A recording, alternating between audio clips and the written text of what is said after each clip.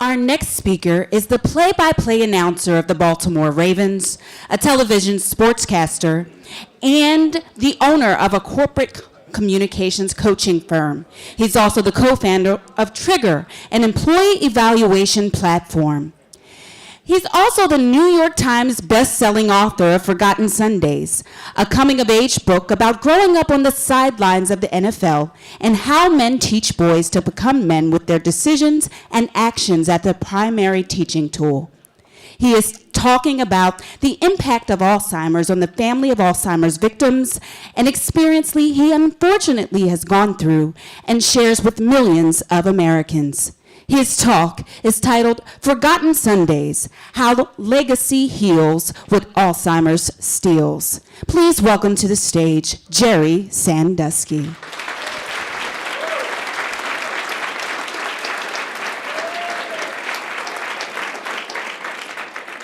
If you had been with me on November 5th, 2011, as we walked across the tarmac at BWI Airport to board the Ravens charter flight for a game in Pittsburgh the following night, you would have felt that cold November breeze on your face, the front edge of winter. And if you'd been with me as we climbed the back stairs to board the flight, walked down the left aisle, and got to my seat, 37C, you would have noticed what I noticed as I peeled off my black leather jacket, put it in the overhead bin, and clicked it shut. You would have noticed the whole plane staring at me. Not in a casual, hey, Gerry got on the plane kind of way, but in the kind of way that was so pronounced, I actually thought for a split second, did I forget to wear clothes today? That's when my producer sitting next to me handed me his cell phone and whispered, Houston, we have a problem. You see, that's the day the story broke that former Penn State coach Gerry Sandusky was arrested and charged on multiple counts of child molestation. Gerry Sandusky. Son of a... What are the odds? What are the odds? Fortunately, there is, it's called a homonym, two words that sound identical but really aren't. There is one detail that's different in our name. He spells his first name with a J. I spell mine with a G. Turns out there's a big difference between the 7th letter of the alphabet G and the 10th letter of the alphabet J. If you're Gerry with a J, you're doing 50 to life. If you're Gerry with a G, you're coming to life in your 50s. It's good to be Gerry with a G. Here's the wild thing about this coincidence. I have no idea why I spell my name with a G. My parents just decided it, and it was never an issue while they were alive to talk about. I like to think it was because my mom was this woman of tremendous intuition, just knew I would need that G in my back pocket at some point in my life. Because evidence suggests she had a clear trend going in another direction. I'm the last of 5 kids, the youngest of 4 boys. My brother's names are Jack, Jim, and Joe. My father's name was John. My father was a member of what Tom Brokaw would call the greatest generation. He graduated from high school the next day, enrolls in the Army, fights in World War II. Comes back home, attends college on the GI Bill, becomes the first football All-American ever at Villanova. Goes on to a great pro career. Is drafted in the 2nd round by the Cleveland Browns, makes $5,000 a year.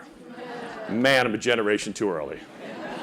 Goes on to coach in the NFL, coaches in 4 Super Bowls, for 5 decades, coaches 6 Hall of Famers.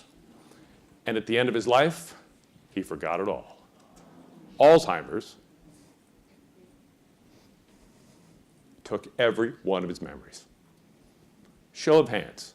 How many of you, 1 or 2 degrees, have been touched by Alzheimer's? Look around this room. It is a national epidemic, and it's growing exponentially. Now, the human brain is an amazing thing. Scientists estimate we have 100 billion neurons in our brains. Shortly after we're born, our brain stops producing neurons, and the memory capacity of your brain is entirely dependent upon each neuron's ability to make connections with other neurons. 100 billion neurons can each make 1,000 connections, each one. It creates a memory storage capacity that is so vast, listed numerically, it makes, ironically, no sense to your brain. It could be as large as 10 petabytes. It could be as small as 2 petabytes. To give you a perspective, to create 1 petabyte, if your brain were a DVR, to create 1 petabyte, it could record 300 million hours of television. I don't care how much Netflix you binge. That's a hell of a lot of TV. In order to record that much TV, your TV would have to run 24 hours a day, 7 days a week, 365 days a year, and your DVR would have to record it for 34,000 years. That's 1/10 of your brain's capacity. So to say Alzheimer's is a colossal crime is not an understatement. It is the largest crime in America today. And the apex of the emotional pain of that crime for the loved ones, and you just saw a room full of those loved ones, comes on the day when you look at your loved one's eye, right in the eye, and they no longer recognize you. Not miscommunication, not confusion as to who you are, blank. That day came for me when I looked at my father, near the end of his life. My brother Jim and I were visiting him at his assisted living facility in Florida, and we may as well have been chairs in the room. There was no recognition because Alzheimer's had stolen every one of his memories. We were sitting in a small common room, bright yellow walls, white lace curtains, sunshine streaming into the room. And my father was staring at a black and white movie, an old Jimmy Cagney movie. And I've often wondered, was it something he saw in that movie that he had seen 100 times? Or was it just that occurrence? And some of you have probably had this experience. Late stage Alzheimer's, there's this tiny window that appears sometimes, a window of clarity where everything lines back up. The movie The Notebook made that window famous. And for my father, all of a sudden, that window lined up. He looked at my brother and I. He was so overwhelmed, tears streaming down his eyes. So grateful we were there. He wanted to have a conversation, but he knew he didn't have time. He only had time for a talk. He only had time for one message. He looked at us both and he said, God, I always thought the end of your life is where you'd have time to celebrate all you did and share it with the people that you lived your life with. But you know, Mom died so young. And now me, God, everything's so messed up. He used a much stronger word than messed. He was, after all, a former football coach. And then he looked me right in the eyes. He said, don't wait to live your life. Live now. A minute later, I saw the fog of Alzheimer's roll back over his eyes. He turned his attention back to the TV screen, and he never recognized my brother and I again. I never heard my father's voice again, and yet I hear it every day. Live now. It's why I wrote a book. The book is called Forgotten Sundays, and I chose that title because as a football player and coach, Sunday was the pivotal day in my father's life. I mean, we were all about faith, football, and family. And I won't lie, sometimes football was first. And forgotten is the obvious part, because I thought I could reach back into the maw of Alzheimer's and pull back some of those memories to keep them alive if I could get them down on paper, if I could get them onto a computer screen, if I could get them into a book. That's what I set out to do. But what I discovered was something far more amazing, something I did not realize. I discovered two very powerful lessons in writing the book. I discovered that men teach boys how to become men through their actions and their decisions primarily. And in the really important lessons, only a few words are needed. And the other thing I discovered was legacy heals what Alzheimer's steals. The theft of Alzheimer's is real and it is painful, but it is temporary. Legacy is not. As I struggled as a father and a husband to figure out how to navigate my family through this god-awful situation where I have a shared-sounding name with the worst criminal in America, hey, I try to laugh as much as possible, but I'm telling you, in the moment, it was not ha-ha fun time. My wife's getting harassed at the grocery store, my son's getting harassed at school, and my daughter, who's just gone to college, is getting into fights at bars. When a guy starts making fun of my name in the bar, my daughter walks up to him and says, stop it. He won't. She punches him in the mouth. Now, the fact that she wasn't old enough to be in the bar is another story for another day. But the wheels are coming off the bus. And it's not like I have a neighbor named Bernie Madoff who's a baker who I can talk to about name confusion. So I leaned on legacy. And I learned from legacy. And I learned from a lesson that my father taught me when I was in 3rd grade. And the Baltimore Colts played the New York Jets in Super Bowl III. My dad was an assistant coach on the Colts. And I was going to be the first 3rd grader at Immaculate Heart Elementary School that had a father with a Super Bowl ring. Talk about show and tell. Except for one small problem. The Jets beat the Colts. What are the odds? The biggest upset in NFL history. We get back to school the following week. First day, first class. Kid named Tommy Cavell. I remember it to this day. Big athletic kid, blonde hair. Starts bad-mouthing my father, making fun of him for losing Super Bowl III. I walked across the classroom like a good Catholic boy, and I punched him in the mouth. My daughter would be proud. I thought for sure I'd get sent to the principal's office, but my teacher was a Colts fan, so I didn't. But there was a call made home unbeknownst to me. And the next day, my father dropped us off at school. 5 kids all piling out of the family car. A Vista Cruiser station wagon with wood on the side. We were so proud of that car. I'm the last one out. My dad looks at me and he goes like this. And he points to the passenger seat next to him. When my dad gave you one of these, it meant we were going to have a talk. He was going to talk and I was going to listen. And he said in a tone of voice much softer than I would have expected, because of the Super Bowl, you're about to discover there are a lot of jerks in the world. You can't punch them all without becoming the biggest jerk. And that's not who we are. Am I clear? Yes, sir. I thought my father was just trying to get me through 3rd grade. He was actually, through legacy, giving me the one tool I needed to navigate my family through the straits of hell caused by my name confusion. I called my family together. We sat down. And I said, look, because we share a same sounding name as America's most hated criminal at the moment, you're going to discover there are a lot of jerks in the world. And, looking at my daughter, you can't punch them all without becoming the biggest jerk of all. And that's not who we are. You are part of a bigger legacy. Am I clear? Yeah, Dad. A few years later, not even a few years, a few months later, it comes to my attention that I'm in position to land my dream job. My dream job is to be a play-by-play announcer in the NFL at a network level.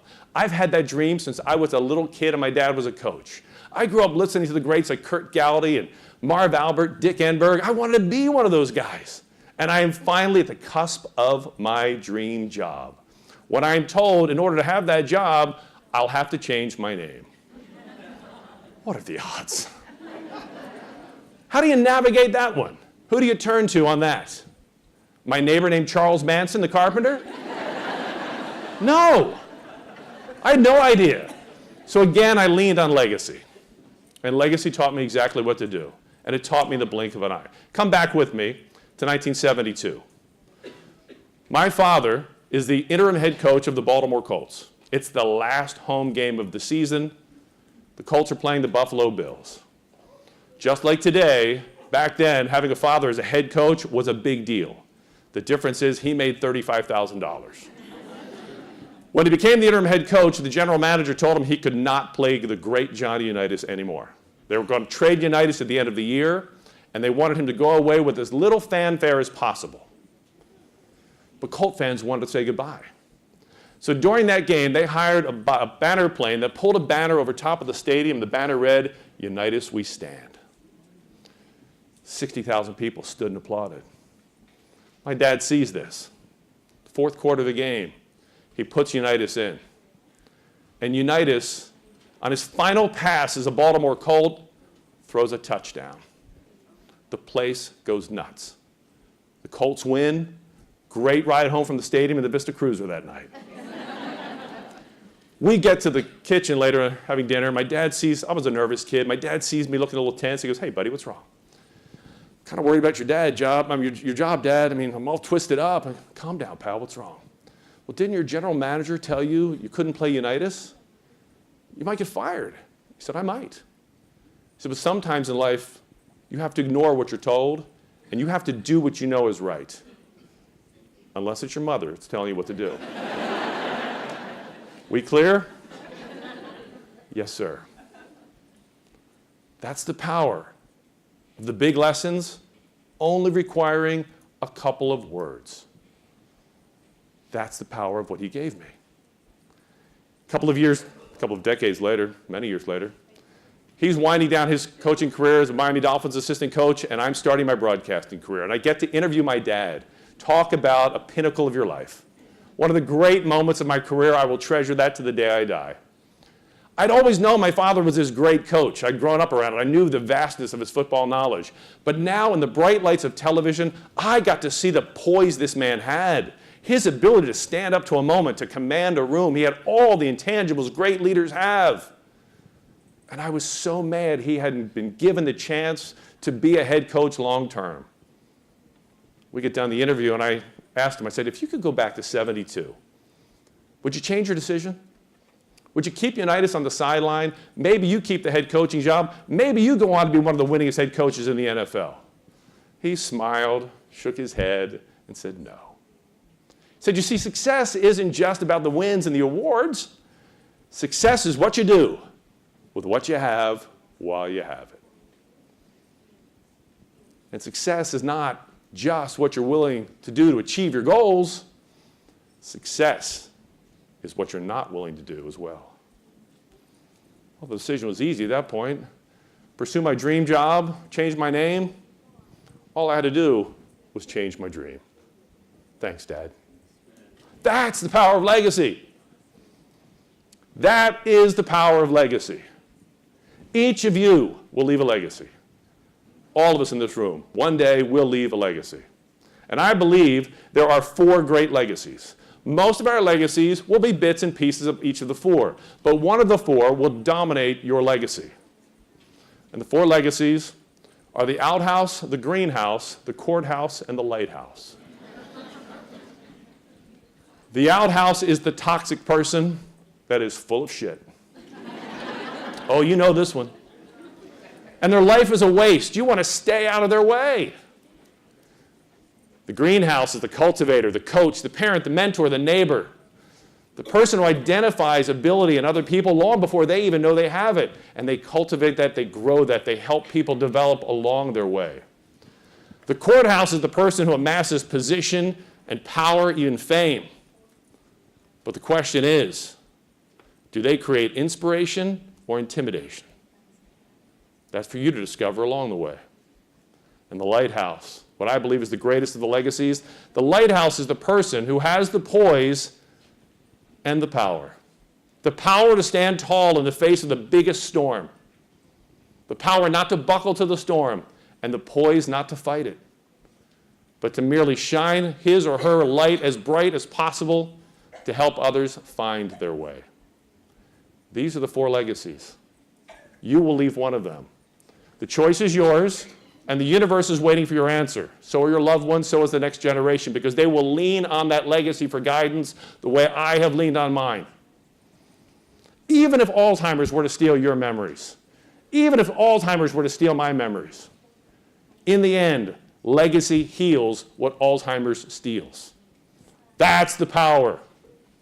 And your name will be the shorthand of that legacy that will tell others for all time what you did with what you had while you had it. You see, in the end, it's not your name that gives meaning to your life. It's your life that gives meaning to your name. Which is why, after all of this, I am still intensely proud to be named Gerry Sandusky. But I am unbelievably grateful to be Gerry with a G. Thank you very much. Thank you.